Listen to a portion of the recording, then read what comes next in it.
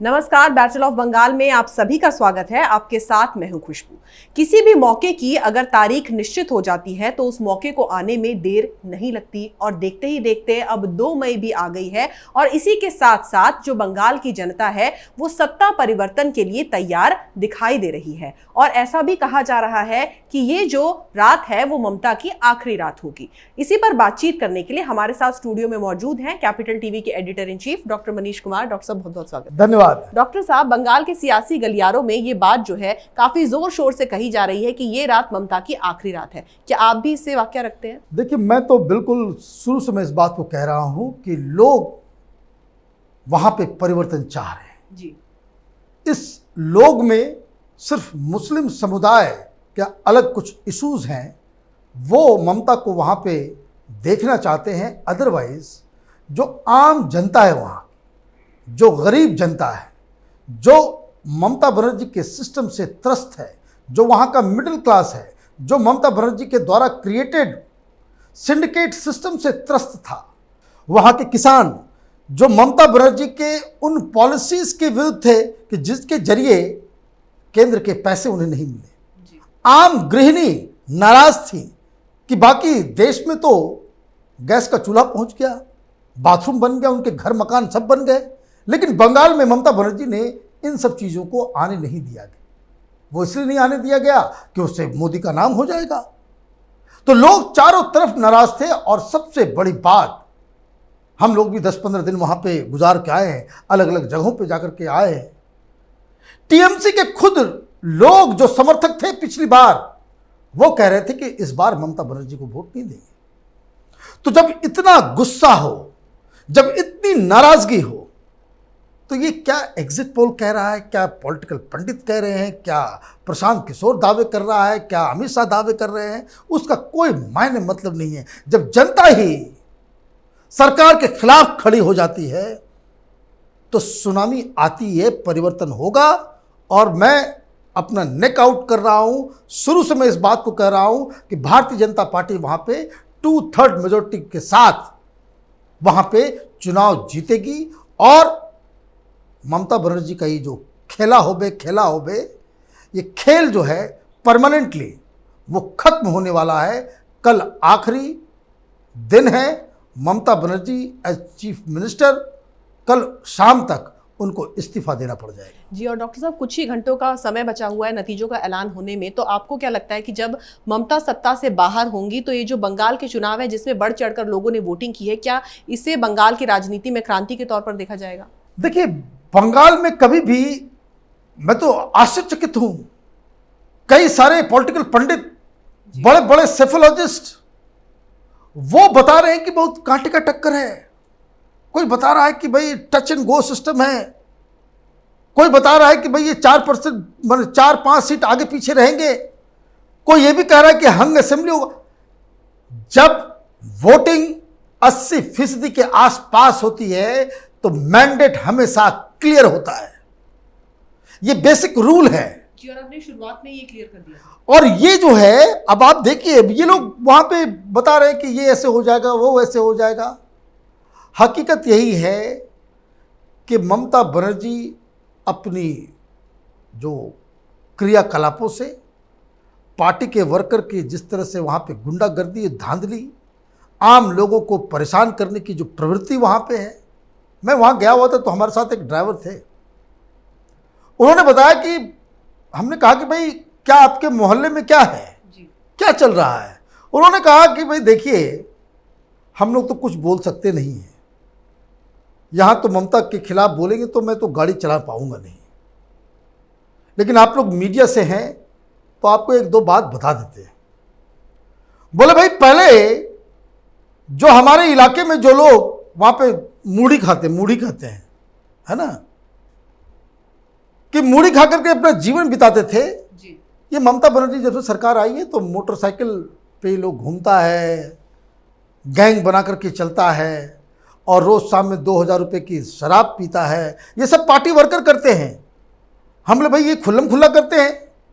बोले खुल्लम खुल्ला हम लोग आँख के सामने होता है और सब लोग पीठ पीछे इस बात को देख करके अपना माथा पीटते हैं कि ममता बनर्जी ने क्या कर दिया जी।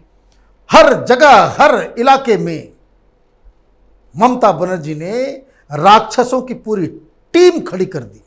ना आप घर में कुछ काम कर सकते हैं, ना कुछ बना सकते हैं, ना बिजनेस कर सकते हैं। हर जगह आपको जो है इन टीएमसी के गुंडों का जो है सामना करना पड़ेगा।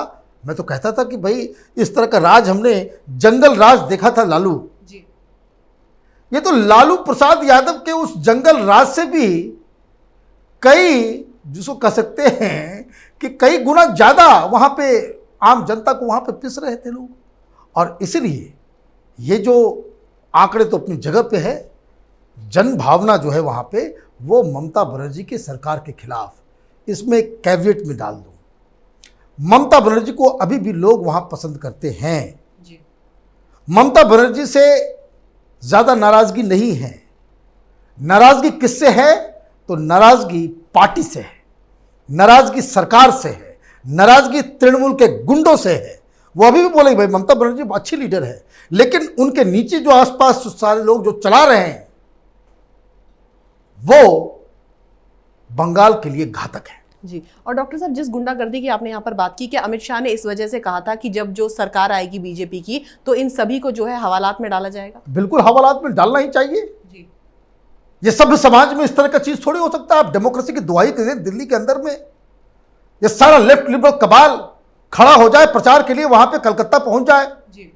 बिना मास्क के, वो रिपोर्टिंग कर रहे हैं, बिना वहां सारा कुछ कर रहे हैं। अभी अचानक से उनको जो है कोरोना याद आने लग गया है। सब दिल्ली में बैठे हुए पत्रकारों को ये लोग प्रचार प्रसार कर रहे थे वहां पे, किसी की नजर नहीं गई कि किस तरीके से वहां पे गिद्धों की तरह ये नोच रहे थे बंगाल की जनता को।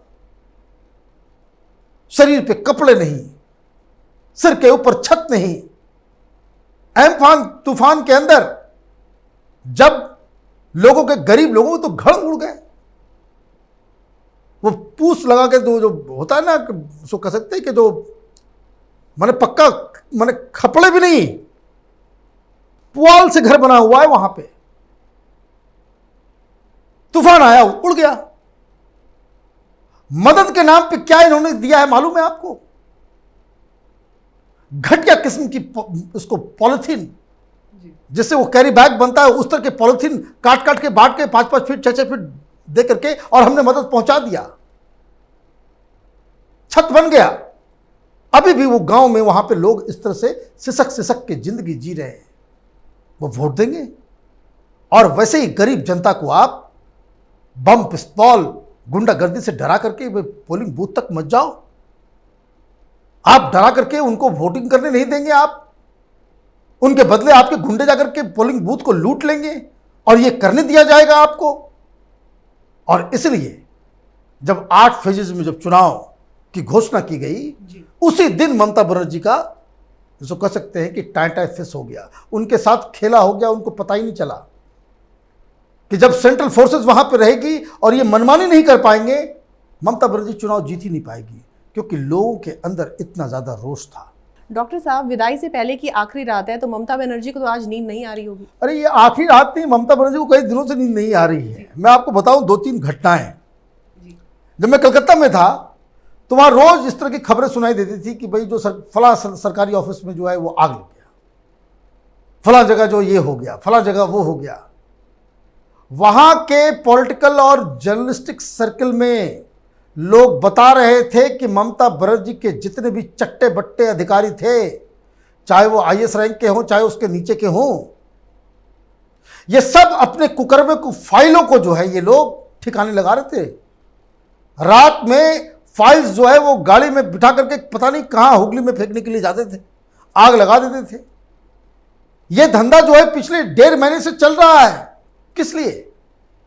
एक मापदंड मैं आपको बता दूं, जिस किसी राज्य में चुनाव से पहले सरकारी बिल्डिंग्स में आग लगने की खबरें आने लग जाए, बस यकीन मान लीजिए कि वहां के, क्योंकि हार सबसे पहले वो जो किसी भी राज्य के अंदर जो मौसम वैज्ञानिक होता है, जो सबसे बड़ा वो ब्यूरोक्रेट्स होता है, उनको सबसे पहले ये भनक लग जाती है कि ये सरकार जाने वाली है जी। तो सब लोग उसी काम में, बताइए ये देश है, ये आईएएस की ट्रेनिंग यही सब कामों के लिए दी जाती है कि सरकार की दलाली करो और उसके बाद जब दलाली खत्म होने लग जाए, पकड़े जाओ, उसके डर से आप फाइल कोई जला के खाक कर दो। पूरे देश में और बहुत सारे साउथ इंडिया के देश में, राज्यों में और दिल्ली के अंदर में भी और हर जगह जो मंत्रालय जो ऑपरेट कर रहे हैं, प्रधानमंत्री मोदी थक गए पिछले 6 साल से कि हर जगह सारी चीजें डिजिटल हो। बंगाल में नहीं होगा। कागज पे ही योजना बनी, कागज पे ही पैसा भी दिया, कागज पे ही सारा कुछ हो गया, कागज पे ही उस योजना को बंद भी कर दिया गया और इसके बीच लाखों करोड़ों रुपए का जो है ये लोग घपलाबाजी करके निकल जाए। ये तो प्रैक्टिस है इस देश के अंदर में। तो ममता बनर्जी के लिए जो राज जिसको आप कह रहे हैं कि आज, तो ममता बनर्जी ही नहीं, वो तमाम टीएमसी के गुंडों जिनके अंदर जो है वो खौफ जो है वो समा गया होगा। क्योंकि अगर बीजेपी जीतती भी है तो बहुत सारे रिस्पॉन्सिबिलिटी जो है उनको निभानी पड़ेगी, क्योंकि ये हारने के बाद ये तमाशा करने वाली हैं। ये फिर लड़ाई शुरू करेंगी कि इलेक्शन कमीशन ने हरा दिया मुझे, ईवीएम में गड़बड़ी है। जब यूपी में अखिलेश यादव, मायावती, कांग्रेस पार्टी हारी थी तो किस तरह से लोगों ने बवाल मचा दिया था, भाई ईवीएम में फॉल्ट है, ईवीएम की वजह से हार गए हैं। लेकिन 2 दिन के बाद ठंडा हो गया। ममता बनर्जी का जो गुंडा तंत्र है वहाँ पे, वो 2 दिन में ठंडा नहीं होगा। इसलिए बहुत ही फूक फूक के कदम रखने की ज़रूरत है।